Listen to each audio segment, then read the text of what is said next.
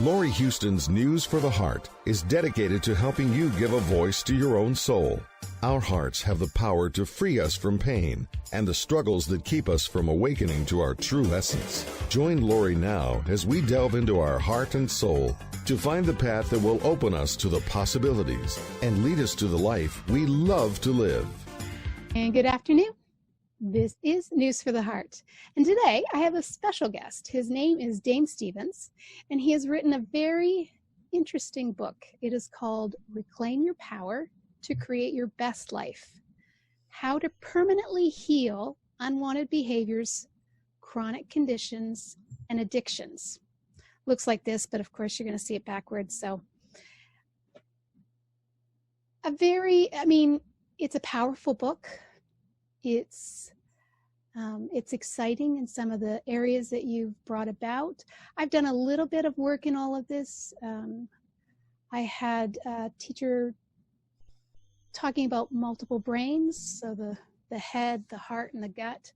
And so we went into all of the nervous system and how that works. And it's a different take because that was more, it was more just how the brain works and how to help it function in alignment. But my degree is in social work, so counseling's kind of my thing. So it was nice and you're also a fellow Canadian, so that was exciting as well.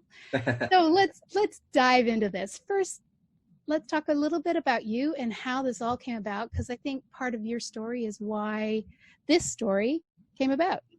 Right. Well, I had no intention of being a trauma specialist. It was all these processes were created out of necessity. When I had my nervous system highly compromised by a well-meaning therapist who tried to force the trauma out of me.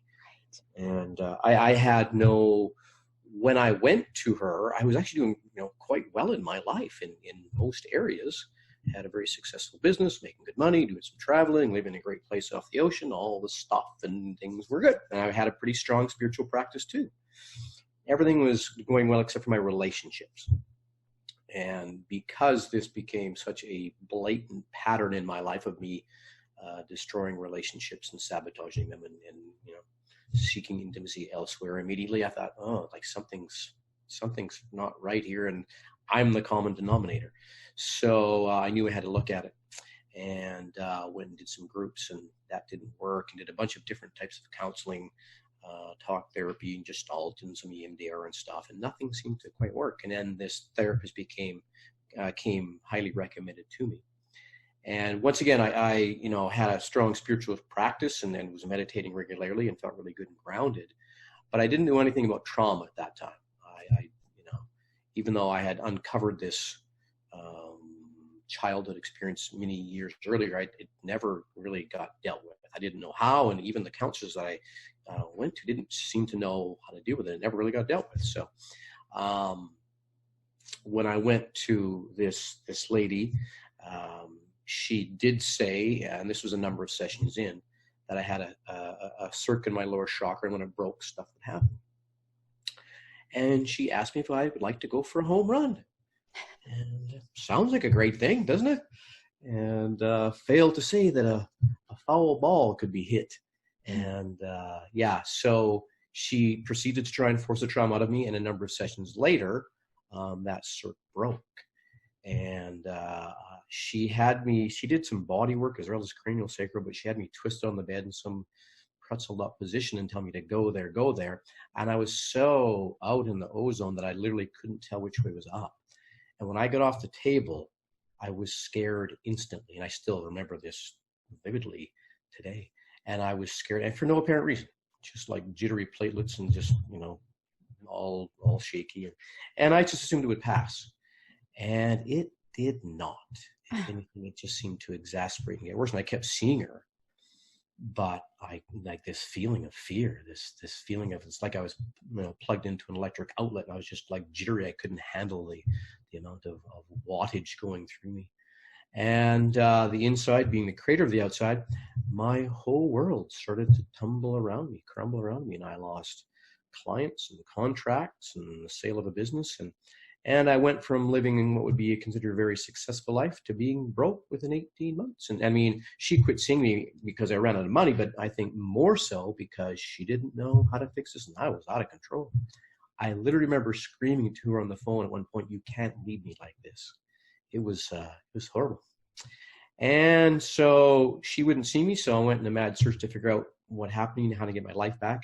And within 3 years, I just kept going, spiraling down. And within 3 years, I was homeless. Wow. And I kept seeking out people who I thought could help or understand. And I couldn't find anybody who could tell me what the hell was going on with me. And so it took me 5 years to discover Hazel, who could tell me what happened to me. Ironically, because she had the same thing happen to her. She had a healer, therapist, what have you, try to force the trauma out of her. And it messed her up. And now she's a trauma specialist. So it gave me great hope just in meeting Hazel, because she understood and explained to me what happened to me and had come through it and was doing well in her life. So I had great hope. And she explained to me, she was a student of Peter Levine and Bert Hellinger and so on, a number of different great trauma specialists. So I understood how trauma worked, and she explained that to me. And so I had an understanding. I did not get the relief that I was seeking there. I did get hope and knew that it could happen, but it wasn't until later on that I ran into John Bradshaw's work in the Homecoming. He does that left-right brain process. And I made a connection to that scared, wounded, fearful part of me. And it was a very exciting moment because I knew I made the connection to that scared part of me. And I kept doing the work on my own, trying to do this left-right brain work on my own. And I could not bring this scared, wounded part of me to feel safe. I couldn't bring it out of that shell, couldn't bring it out of hiding. And it ended up to be like an 8-month fight with myself. Mm-hmm. So I kept looking for somebody who did this work, because I knew I made the connection. I knew this was kind of the thing for me. I knew it was there. And I kept looking for somebody who would do this work for me. I scoured the internet and phoned anybody who I thought could help or would do this work.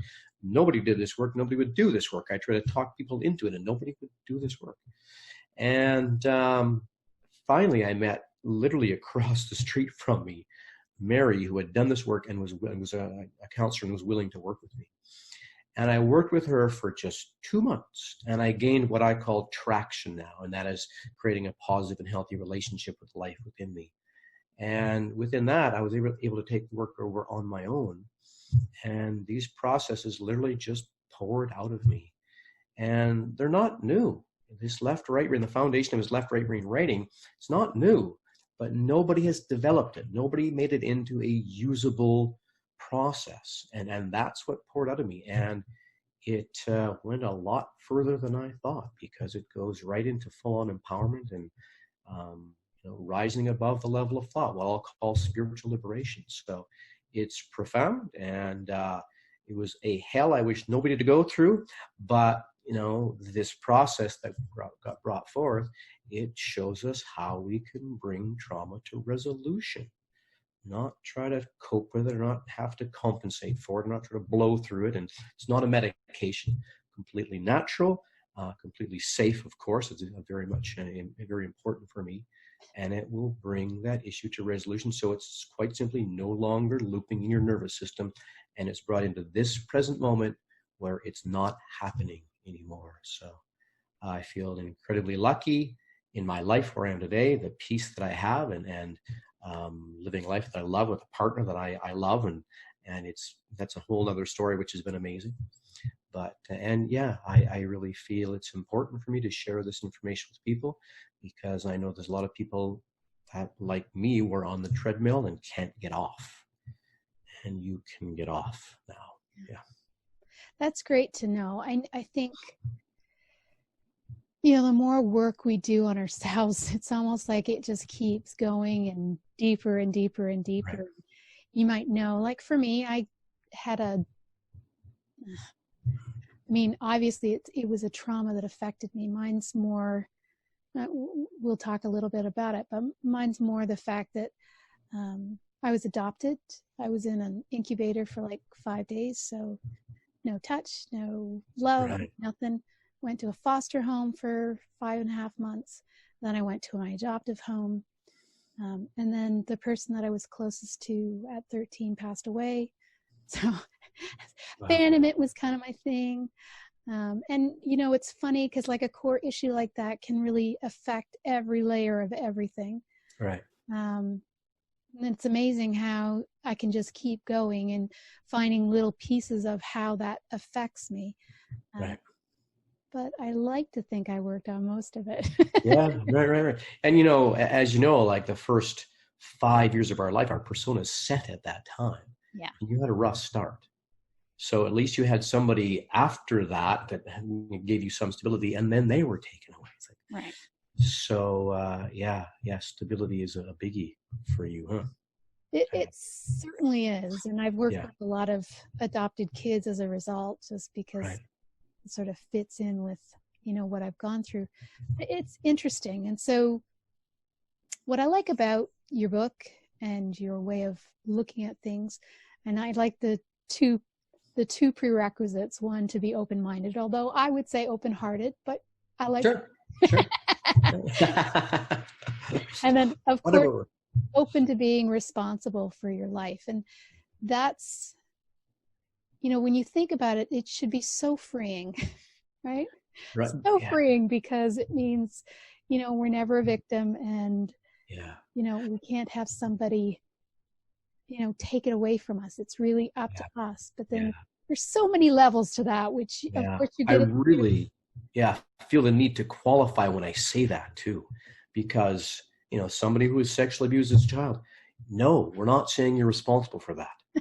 You know, that is not, I mean, and what we're saying is when you have a pattern in your life that you keep attracting abusive relationships, or, you know, alcoholism, or, you know, eating issue, whatever it is, as long as it's a pattern, it's happening because that event, that experience is still cycling, stuck in your nervous system, trying to process itself, trapped in your body. So when we say responsibility, is understanding that it's happening inside of you.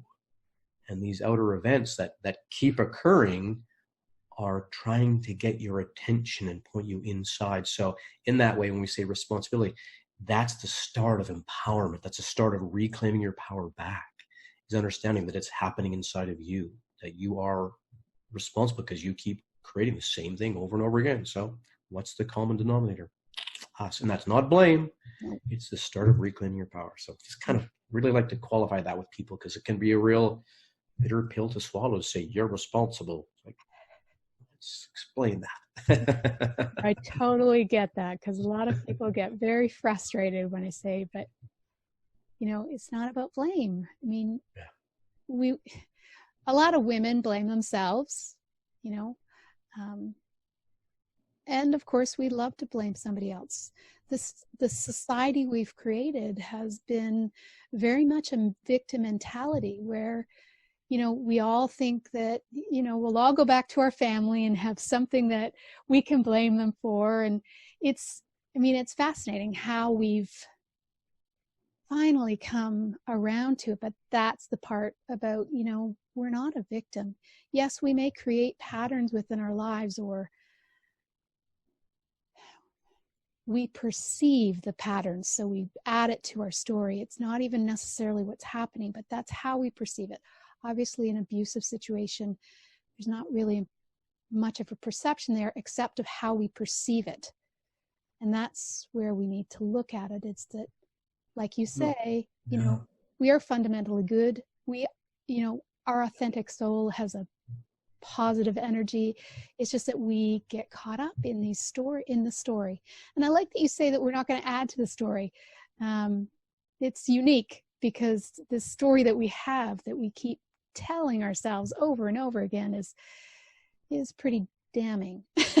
Well, and in that, it's I really want to educate people in understanding how you work. You are not that behavior. No. I mean, this sounds contradictory to the taking responsibility, but you are not that wounded child. I mean, that happened to you. And when we have experiences in our outer world that make us feel hurt, wounded, shamed, embarrassed, scared, whatever that is, that experience is bringing up what's already inside of us. So we can understand that and understand that it's all happening, that the outer world maybe is just a feedback system showing us what we're thinking, what we're believing, and here's the big kicker, how we're treating ourselves.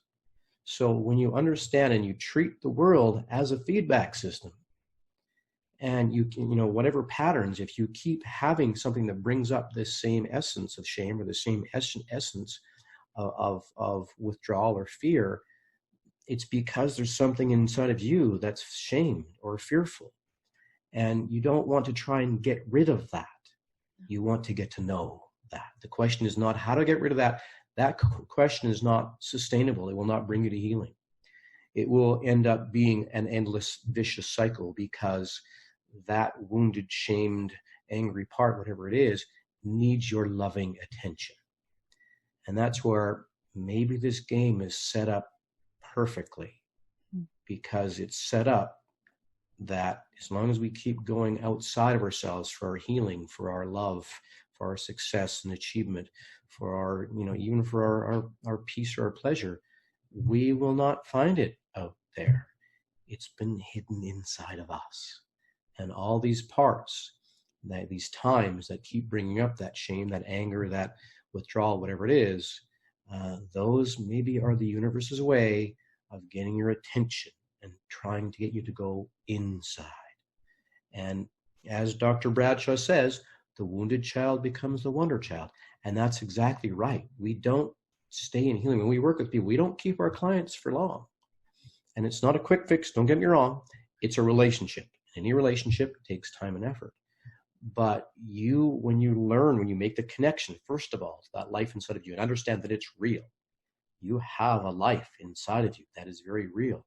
And when you are able to give this part of you what it needs to feel safe, to feel loved, to come out, to not be afraid of love or what have you, when you are able to do that, that part becomes healed.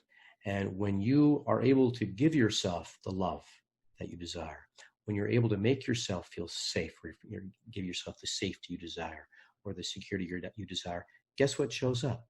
The love, the safety, the security in your outer world. And that's what I really want to educate people about. You are powerful. You are infinitely powerful. And it starts with inside of you. And I say this, the unfortunate part, but it's not unfortunate. It starts with doing our healing work.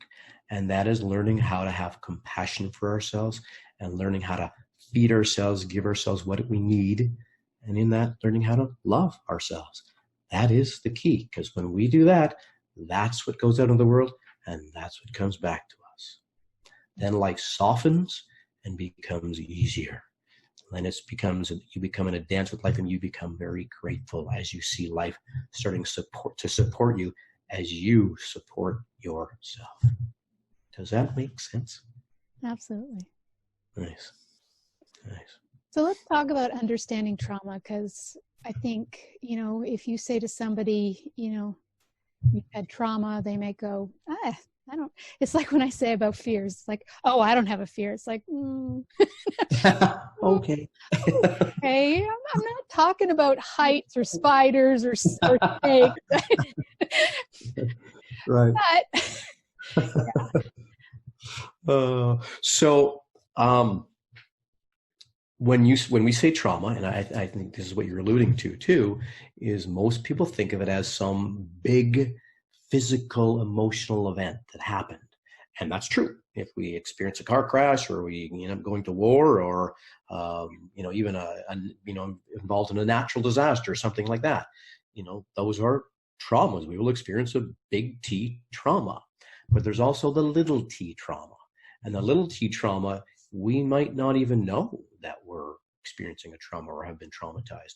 If we are neglected, it seems like nothing happened. I didn't have any trauma because nothing happened. But in that neglect, in that, being ignored, we'll say, you made a decision about yourself. And that decision about yourself is out of alignment with the truth about you. And therefore, it doesn't make sense. It's not computing and trying to make sense. And that alone, especially when we have a reoccurring, with family, we get a reoccurring thing. So we alter our behavior. If we keep altering our behavior from our natural outflow of energy, that becomes something not understandable to us. Maybe not even able to comprehend with our young, undeveloped mind. And it forms what's called a trauma, something trying to be figured out, trying to be understood. Another is, a really good example of that is living with a high-functioning alcoholic. And growing up, we maybe don't know any different. And, we don't even know we're experiencing abuse, but simply the act of alcoholism itself is a form of self-abuse. So if we grew up with a high-functioning alcoholic, we are on the end of receiving abuse. And it can be very subtle, but, we definitely are and will be receiving, especially as a young person, we are sponges. As infants, we soak it all up. So we take what comes from our parents to be truth, regardless of what that is. It's, I often wondered, why do we blame ourselves as kids? But I realized that when we're growing up, who feeds us? Who clothes us, who houses us, who hopefully nurtures and loves us, our parents. Therefore, this is literally our version of God.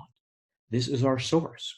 So as an infant, we can't make them wrong, or a whole world would implode. Therefore, it must be me. It must be us. And we turn it on us.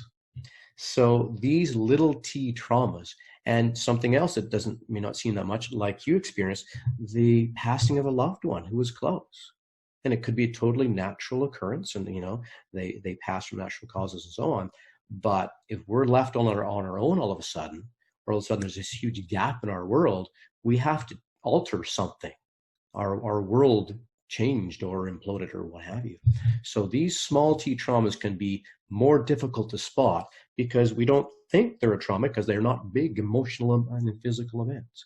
But these little t traumas can be even harder to spot.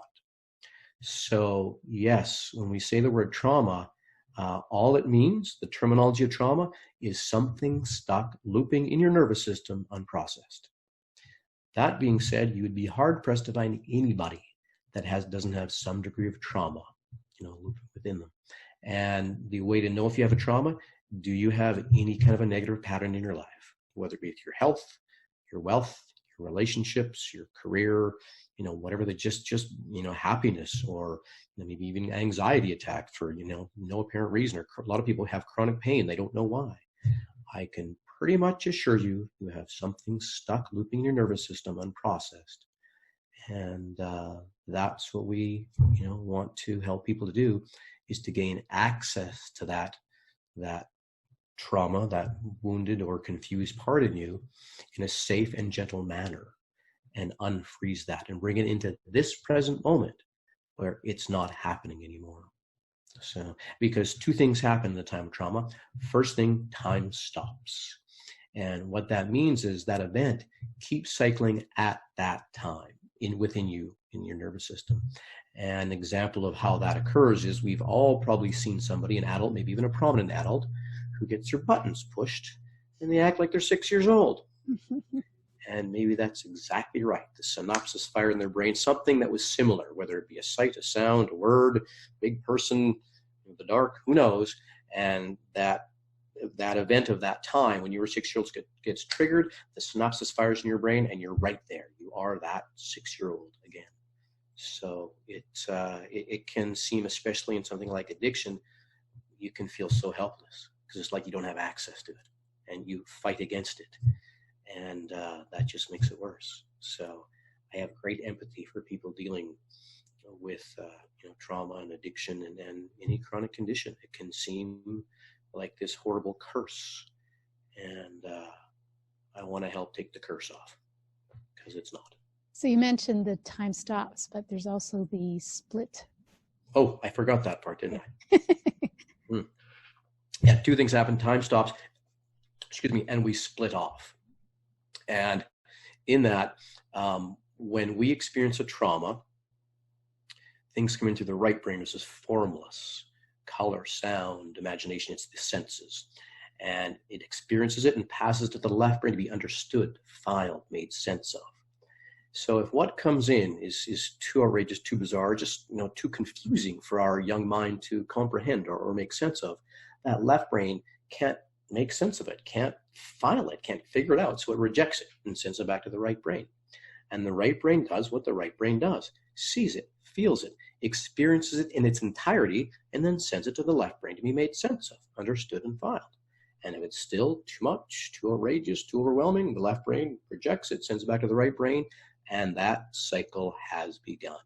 And that looping is why we keep experiencing that event over and over again. Now, the brain's MO is survival. So it does not want this barrage of confusing, maybe scary information hanging around. It's getting in the way of our survival. So the brain will push it out of the way, to the subconscious, out of the way. Is it gone? No, it's still very much alive, looping in your nervous system, trying to process itself, trapped somewhere in your body. And, it does take a part of your attention, even though it's not, right there in your focal point anymore. It's still there. And there's a part of you that knows it's still there. And it will come up as an unwanted behavior, chronic condition, addictive behavior in your life somewhere. And that's how it comes out, because it's still trying to process itself. The inside, what's going on inside of us, creates the outside. And most people don't have a clue what they think and what they believe at the level of the subconscious mind. So, yeah, that's the bit of the tricky part, because it's, it's unconscious. The only way we can figure it out is when we feel ourselves getting that anxious, that piece where it's like, or we get angry that doesn't seem. I mean, we rationalize it and say, oh, well, that's, well, you triggered me. But it's like, well, yeah, but what was the trigger? What actually happened there? What did you feel? And I mean, I like that point that you make, with the medication. You can't help somebody unless you feel it. You've got to feel what's going on. And I think that's our biggest, because the brain has the automatic system where it kind of puts everything in its places, and we don't know, what these little boxes are, but we know they're there, and, it will go in there. And so it's like something will just trigger it. And if we're not conscious, if we're not aware that it's even happening, I mean, road rage is a perfect example. I mean, you can be in a car and somebody passes you that's angry, and then all of a sudden you're angry and you have no idea why. Yeah. That's a different thing, but it's that same, our brain wants it to be easy. It wants us to, I don't know if it's easy is the right word, but it's like, it doesn't want us to make everything new, which would be great if we could do that. If we could go back to, a child of 2 and think everything is brand new and redefine everything we're in. But instead we're kind of caught in these little patterns that we've created, these little boxes in our mind, and our brain will just automatically go there. So and that's, sorry, go ahead. Yeah, no, I mean, it's just interesting that it's so automatic that we just don't. And that's the another part of the educating is understanding that we are not our thoughts. As long as we continue to have our thinking as our reference point, that we believe our thinking, we will be forever in mayhem, in drama, and in anxiety. So if this work, the NTHP, had a destination, it would be this present moment. Because the only place our power ever, always is this present moment. And you said it exactly right, Laurie, it's a reaction. We don't have choice. It's just like, wham, it happens. And, I believe meditation is not an option to a healthy lifestyle, because this thing will take you over. You need to continue to slow down and come back into the feeling, which is actually the right brain, but just to take control of your life back, because this thing will continue to spin out of control. And it's not true. It's based on your past, and it simply reacts. It is a spontaneous response mechanism. It is not based on what is really going on. It's all based in your past. Therefore, you just keep living the past over and over and over again. So with this work, there's a lot of people out there that, feel like can't even meditate because that thing is just going so fast. And that's where, when we do the inner work, when we continue to slow these tapes down that have been running incessantly and involuntary in us, when we bring them to a stop, then it creates space in us. And when we have space, our power is always in this present moment. It's choice. We have the power to choose. And that space, not having these things looping in us, taking our attention, it allows us our power back. It allows us to re-choose, or to choose in the moment. So, once again, knowing how we work is just so key, and slowing this thing down. And, I consider the thinking mind the ego. That's kind of, I just equate them. And the ego's been made into this bad and wrong thing. But the thinking mind, and taking a bit of a quantum leap here, but the thinking mind is what allows us to experience this space-time reality. Yeah. We've already proven that there's nothing here but energy. E equals mc squared. There's nothing, everything's circulating, everything moving, whether it be this desk, this floor, this ceiling, our human flesh and bone, the asphalt outside, the cars, everything is circulating, everything's moving. We know that. If we magnify it enough, we see everything is moving. But as we continue to go down that, we see that everything being energy, and we're all connected. It's the thinking mind that actually creates separation. It's the thinking mind that allows us to appear as individual. But that's its job, is to create separation. And the more separation that gets created, the more anxiety, the more we feel alone, the more fear gets created. So as long as we continue to use this as the thinking mind as a reference point, we're going to experience more fear, anxiety, and drama.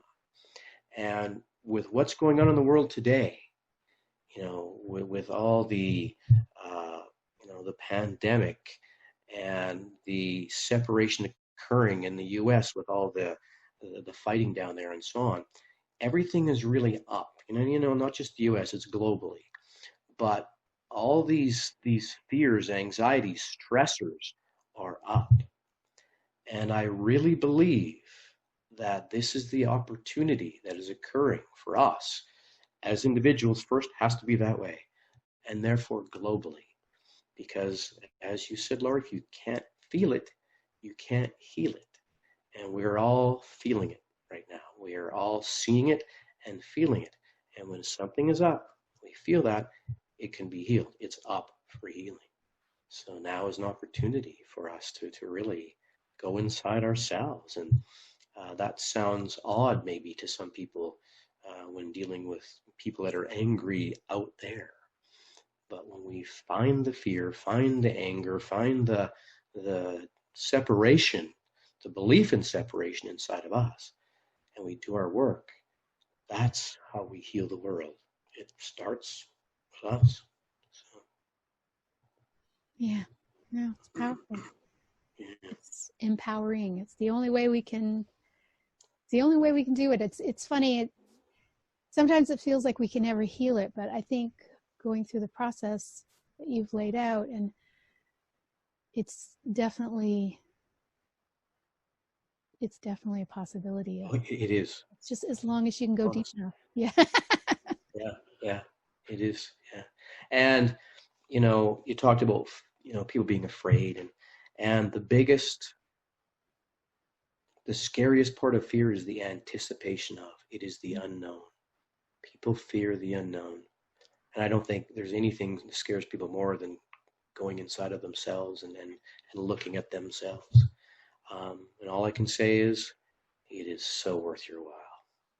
You do not have to keep living in a place of dysfunction or a chronic condition or addiction, and you can be in love. And I don't say that about being with your perfect partner, although that's what will happen. It means connecting to the love inside of you. But in order to connect with the love inside of you, you have to go through these parts that have a belief in separation, that have been separated from love, from the truth about you. But it doesn't take as long as you think. It's not hard work. That would be completely counterproductive. And you don't have to, It's not sort of like easy either. learn your story for 3 years. What's that? It's not easy either, but yes. Yeah. It's kind of like, what's the option? Right. Yeah. I mean, all I can say is there's great light on the other side. Yes. Oh, trust me, people can come up with lots of great options. We've got lots of coping mechanisms. Yeah. Some of them are greatly legal now here, so.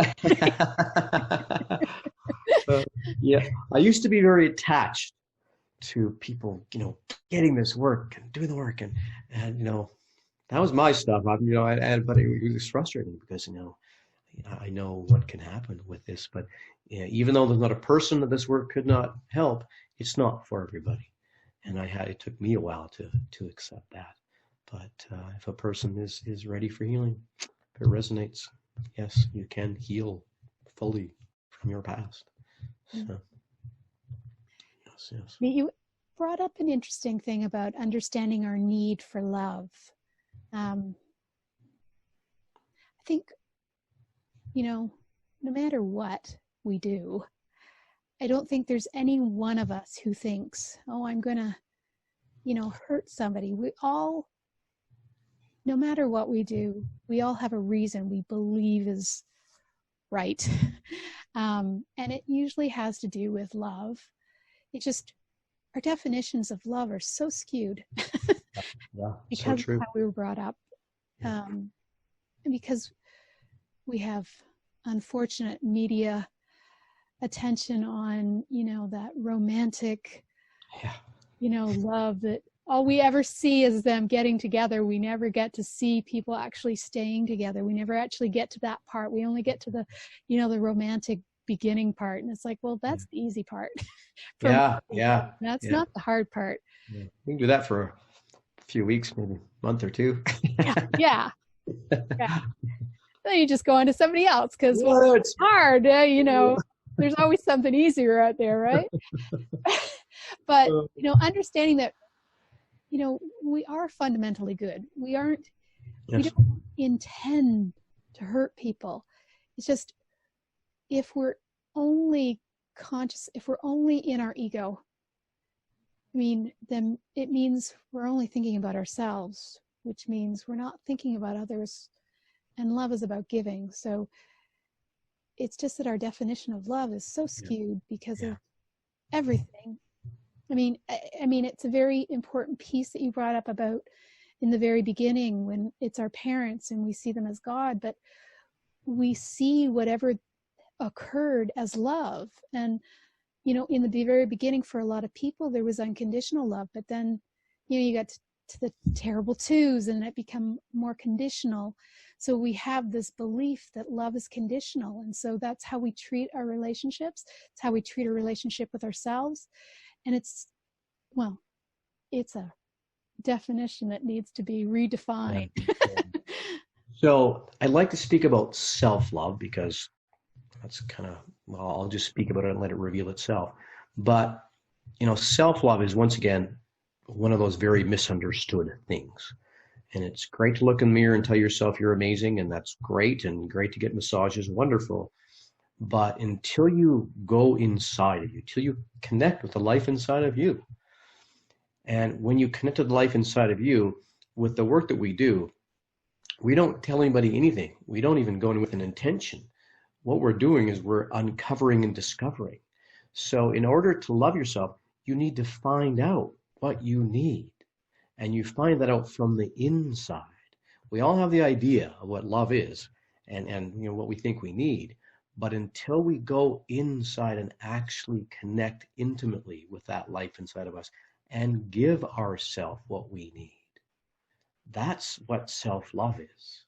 And so you need to find out what self-love is for you. Yes, massages are great. And being with another person is wonderful. They are not our source. And when we understand that we are our source, and the only way we're going to heal, first of all, is by giving it to ourselves. And that's what I love about this work. We facilitate. We do not tell anybody anything. We don't give any information. We facilitate them getting the connection to the life inside of them. And they learn how, first of all, what they need, and learn how to feed themselves.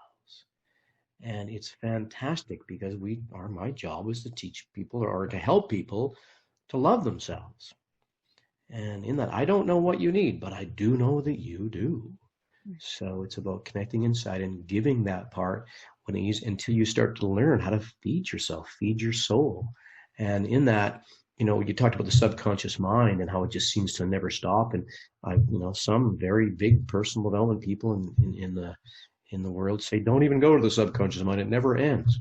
And it's true. It never ends. But when you go through the healing, it just keeps getting better and better and better. So yes, consciousness does not end. But in doing this healing work, it turns into empowerment. This is not healing. You're not on a healing journey as such. Once you heal, then you move into the empowerment, and you'll be, maybe pushed to be more of who you are, to let more of yourself out, to, allow yourself to be who you really are. But it's not about healing forever. It's not like that. There is great light on the other side of this tunnel. So I want to talk a little bit about the process. I find it fascinating about the left and the right brain. Let's talk about why that's important for this process to work. So, how I explained how we process things goes in through the right side, which is color, sound, imagination, formless, and gets passed to the left side to be understood and filed. So that's how we process information. And when something gets stuck in the nervous system, it's stuck in that. And therefore, we keep experiencing it. It keeps coming out in our life as a negative pattern somewhere in our life, or something that keeps occurring. So the left-right brain, the foundation of the work that we do is a left-right brain writing, a bunch of exercises. But it's more than that. Like, we'll actually go and collect a person out of a trauma. So it's not happening anymore. So there's a lot more to it. But the foundation is allowing that event to be processed. And what happens in the time of trauma, and this is a bit of a generalization, but the right brain gets locked out. And so what we're doing is we're allowing that information to come out. We're allowing that information to be experienced. And yes, you're going to kind of go back and re-experience, but not in a way that you're in control all the time. When we work with people one-on-one, we first of all make sure we tell them and that this is a safe place. It has to be. And their job is to create a safe place for that life inside of them also. So as we continue to go inside, as we continue to let that part unfreeze, we do it in a safe and gentle manner. So we're unfreezing that. And yes, you're going to go back to that time, because how we access the subconscious mind is through emotion, because that's where it's stuck. But we let it out in a way that is supportive of you. And you'll never be given anything that you can't handle, because it comes from you. You're never asked to do something that you're not comfortable with, and the client is always in charge. So it's not about force. Force is exactly the wrong thing to do with trauma. The biggest trauma I had in my life, when I went to go deal with the trauma, she tried to force the trauma out of me. So it's about inner compassionate connection. And that left-right brain work is what allows us to connect intimately and to give that part a voice. So we are working directly with the nervous system, which is why most people are going to need a facilitator in the start. But once again, it doesn't take that long, but you literally process that, and you're able to. And when I say process, so many times we think, I gotta get rid of my past or forget the past. It's gone. No, don't forget the past. This is your story. This is where you came from. And when you heal, when you give the energy back to that time, which is forgiveness, by the way, when you give the energy back to that time and you're not carrying it with you, you can look back and go, wow, I came from there. And you can appreciate yourself and appreciate where you come from and appreciate how far you've traveled in this life. And that's empowering, to look back to where you came from. And there's a thing called spiritual bypass, which we have to watch because it's, the person wants to say, it's all good, it's all God, it's all on purpose. And yeah, but if you still have a screaming, wounded part inside of you, it's not feeling all good and all godlike. It's seeming out of alignment. So we really have to do our inner work to bring it to that place. And the reason I bring it up now, we speak about this now, is because when we do that healing work and that past no longer has a charge on us and no longer has that angst energy or that negative energy inside of us, we may even be able to see that person and what they did to us, or what happened to us, with compassion for that other person, but not until we feed ourselves first. But when we do that, our life starts to make sense too, because we're automatically, being sort of pushed in a different direction. Our talents, our abilities are through this learning a lot of times, through this trial and challenge a lot of times. It pushes us in a direction, potentially to help others. But it makes our life make sense. And it's not about getting rid of it or pushing it out of the way. It's about filing it so you can be here now, so you can be in your power. Really important. Let's talk about, since people kind of like examples, let's talk about some of the examples, the coping behaviors that people have and how, it affects them. Because I think that helps people put it in for themselves. Excuse me. On the wrong pipe. So, we can't blame people for coping. I mean, how can you blame people for coping? But most of what we have, been shown and taught in to deal with trauma is coping. It's coping mechanisms. And to cope is to not fully accept it, not fully embrace it, and because we haven't known how, we haven't had access to it, we haven't had the knowledge. So now we do. Now you can access that and not have to cope with it. But we have plenty of distractions we can use to do that. Yes. Oh my, so many. Yeah. And it's, anything, you talked about, I think pretty sure you talked about marijuana and how it's, it's used as a coping mechanism, and it numbs it out. And we have got a lot of people off of medications. And I have to say that it is absolutely fascinating what they have done with medications, because it literally blocks out what's going on. And in that, I had an experience where I was working with one lady, and I didn't even, I probably displaying more than I need to. But anyway, she ended up being suicidal, which I didn't even know coming in.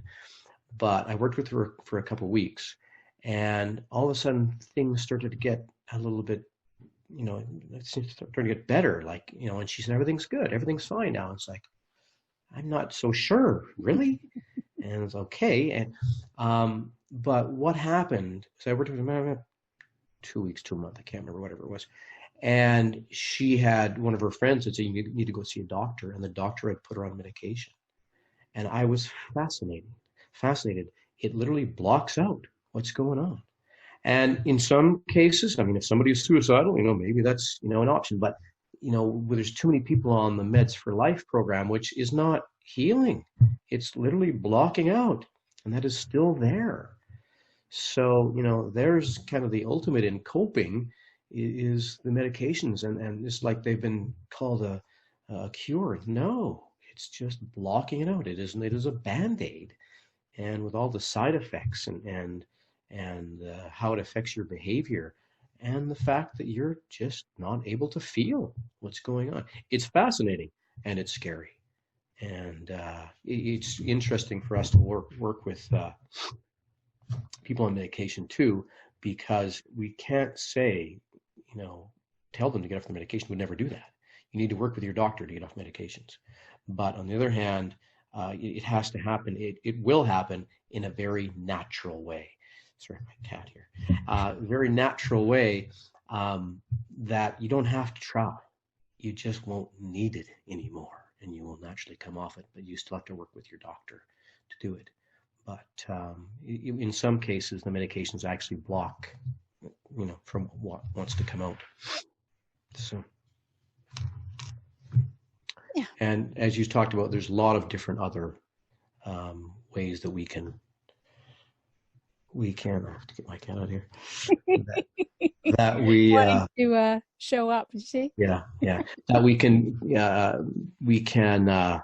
what's we're looking for? Make ourselves busy. Everything from being with other people to drinking and drugs. I was a trainer in my last life, and even there I saw that was started me going into coaching. I saw that people really, they worked out, and I saw that these issues are not just physical; they're mental, emotional, and something working out. If you can be stuffing things and putting things and not facing things. So there's lots of different things that we have. So many TV, and it seems like it's a regular thing now through the phones and so on. We get distracted. So really, stop. And a lot of that is fight or flight. And the unfortunate part about fight or flight in our society is it's supported. Because in fight or flight, the tapes that are running inside of you are, and this is from somebody who's had a trauma, probably a big T trauma, where, some kind of abuse in some way. And the tapes that are running inside of them are have to run, have to get away, have to keep moving, can't get caught, gotta go, gotta keep moving. And as long as you have those tapes that are continuing to run inside of you, you're going to keep running, going. And we all know somebody, I'm sure, in fight or flight. That's the busy person. That's always doing something. Always got to go. Gotta go. Got to keep going. Always moving. And in our society, unfortunately, or up until this point in society, they have been supported because they can get a lot done. It could be, somebody in the business world who puts in insane working hours that nobody else, wants to or is willing to do. It could be somebody in a sports field that, goes above and beyond what anybody else can do because they are pushed, and it's like they have to, and other people aren't willing to push themselves in that way. So there was Sports Illustrated that came out, 5 to 10 years ago now, quite a while ago now, I guess. But two people that were on the cover, R.A. Dickey, who was the pitcher for the Toronto Blue Jays, and it was a girl who won a gold medal for the U.S. in judo. I can't remember her name. And they both spoke about their sexual abuse experience and how their rise to the top was not fun. They were in this fight or flight mode, and it was not an enjoyable experience for them. And finally, they came out and spoke about it, and hopefully getting it out of their system. But in the fight or flight, there's a lot of people that are living in fight or flight, and it can be very confusing because you get credit for doing all this work. Meanwhile, they can't stop. They're doing it because they have to. They feel forced to. And, it's going to be a very confusing place. So be aware if you're distracting yourself. Be aware. And like you talked about, Laurie, learn to feel. And that can be a scary thing. If you need to just start writing in the start, just the cursive writing on its own affects thousands of neural pathways in your brain, and it's a start to opening. It's a start to letting out.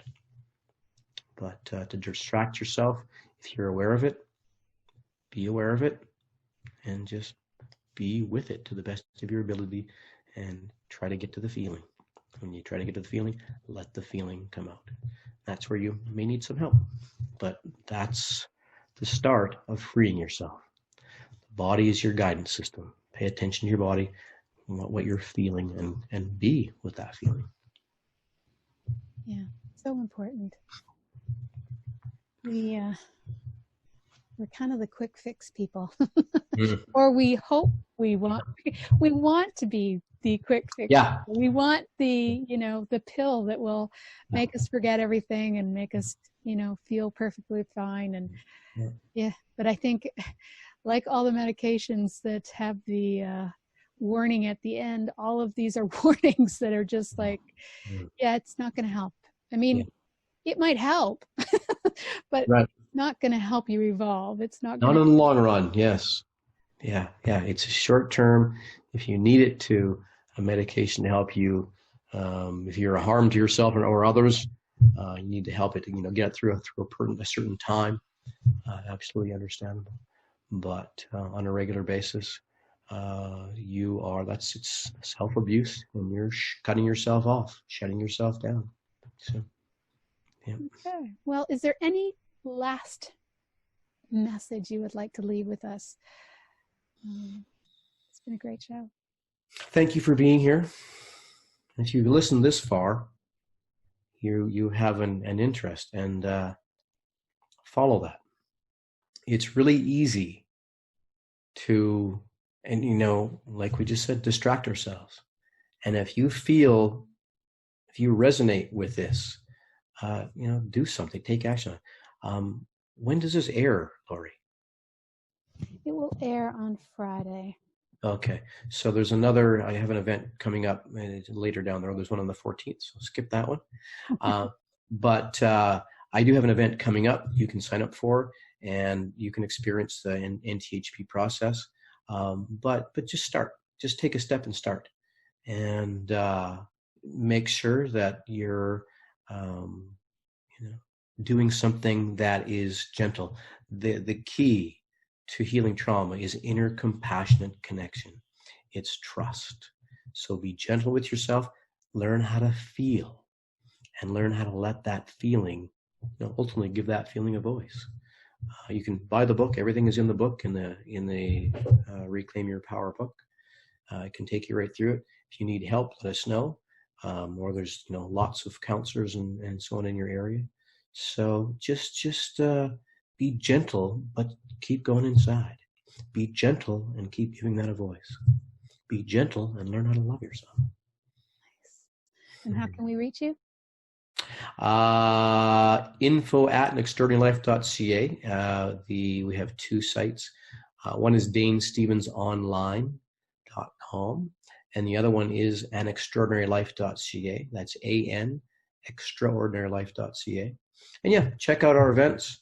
If you want to do one-on-ones, you can look at the An Extraordinary Life site to see the different packages we have, and get the book. It's Reclaim Your Power to Create Your Best Life by moi, Dane Stevens, and it's on Amazon. And if it resonates for you, you can even try it out on your own, or phone us and contact us, and we can get you set up with a facilitator to work with you one-on-one online. And go inside. That's where your life is. That's where your ultimate life is. Beautiful. All right. You've been listening to News for the Heart. We've been getting to the heart of what matters with Dane Stevens. It's a really good book. I highly recommend it. But we've all been sort of doing that journey, those of us that have been following along with the show. So thank you, Dane. And we might have you back and talk about specific things that are going on.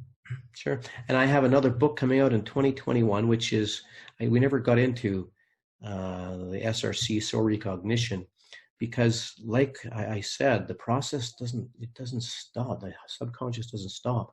And this book, the NTHP, is for the healing. It's for the trauma part. And the next book, called Unleash Your Genius, goes into the empowerment aspect and how to feed all the aspects of your being. It's awesome. So maybe then. Great. Absolutely. We'll do it then. For sure. All right. Thank you. Have a question for Laurie and want to be on the next News from the Heart show? Drop us a line via instant feedback at bmajor.org. News from the Heart is brought to you by Intuitive Soul and is produced by Major Radio for Clear Channels, iHeartRadio, and bmajor.org.